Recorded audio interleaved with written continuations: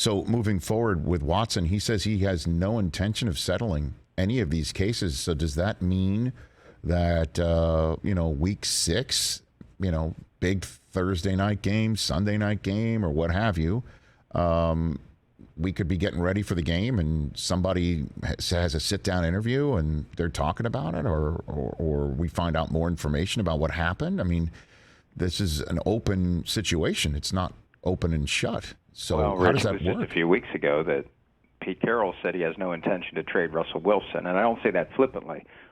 When we say no intention, intention changes. And I think part of this game, and I don't want to trivialize it, but there is a certain gamesmanship to it when you're dealing with a lawyer who represents the 22 individuals who know that if the person who's been sued shows excessive urgency to settle the case, what happens? Price goes up. That's the way it works. People look at that and say, I thought it was about justice and truth. And no, at a certain point, it's about how much are you going to pay me to settle this case?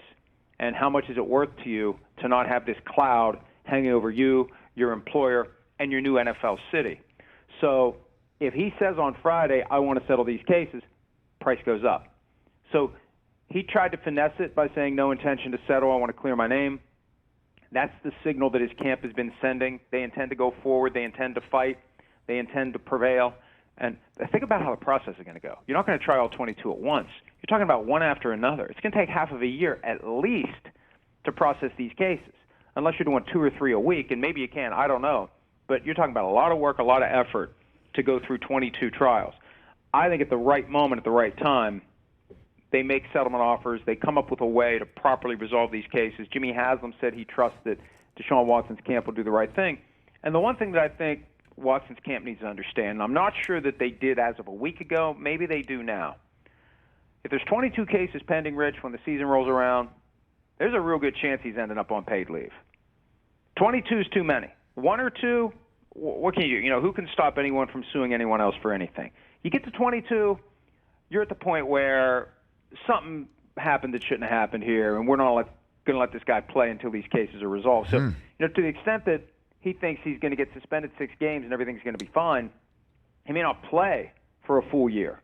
And then next year he'd get suspended, and then it would be over. So that's something he needs to factor into his intention or not to settle these cases. So I guess the follow-up to that before we move on to a couple other items is, what do you think the commissioner is going to say when he meets with the media a couple of times over the next several days at the annual meeting down in Florida? I mean, what do you think he's going to say? He'll basically say what they said in their statement last week. These are serious allegations that we continue to study very carefully, and whatever question he gets asked, he'll recite some version of that, and they'll move on. I really do think that's what will happen. It's part of what he gets $65 million a year for.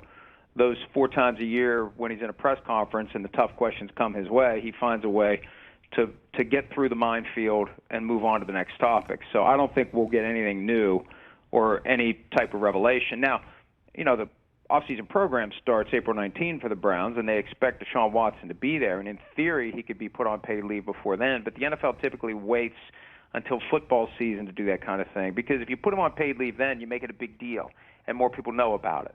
This is ultimately a PR tool for the NFL to take the heat out of the hot kitchen and put the guy on paid leave. So I think they continue to work privately, and I think they hope that the case is settled so they can move on to figuring out whether or not there's a suspension.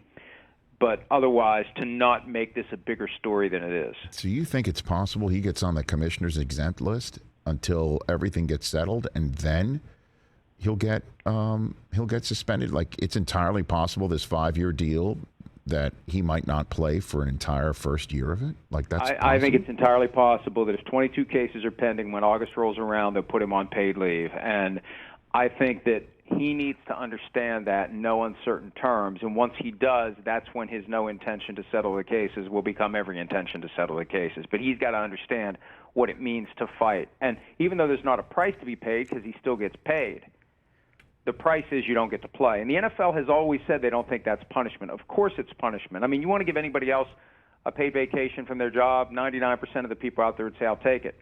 But for football players, they want to do their job. They want to play, especially after a guy sat out all last year for different reasons, but similar. This year, he starts his time in Cleveland with the league saying, you're on ice until these 22 cases are over. If he knows that, then he gets these cases settled, I believe. Hey, you watched all the way to the end. Thanks for that. Watch more right here.